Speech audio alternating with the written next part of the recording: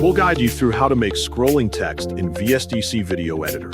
Quick disclaimer, you need to follow this step-by-step guide carefully, because skipping a step will affect your final result.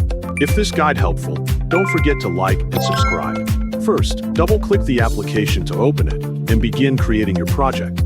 Select the Import Content option to begin creating a new project. Choose a video that you want to use as the background, then click the Open button. A prompt will appear asking whether you want to use the project settings from the imported file. Click Yes to apply those settings automatically. Next, change the project title to How to Make Scrolling Text in VSDC Video Editor. Click the Finish button to enter the editing workspace. Double-click the video in the timeline section to activate it. Go to the upper left corner and click the Add Object menu.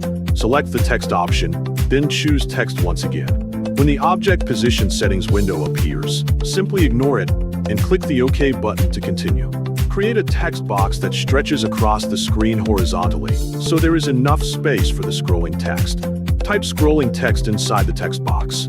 Change the text color to yellow and adjust the outline to improve visibility against the background.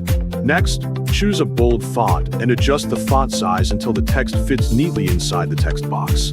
Use the paragraph option to center the text inside the text box. Click the Text Effects menu and select Scrolling Text. When prompted, click Yes to apply the effect to the selected text on the timeline. Ignore the Object Position Settings window again, then click the OK button. Go to Shift mode for X-axis and choose the scrolling mode you want to use. Alternatively, select None, then switch to Shift mode for Y-axis. Choose from bottom to top and play the video to preview the vertical scrolling effect. Since the text box is intended for horizontal scrolling, return to Shift mode for X-axis. Select Scroll from right to left to create the correct scrolling direction. Play the video again to preview the completed horizontal scrolling text effect.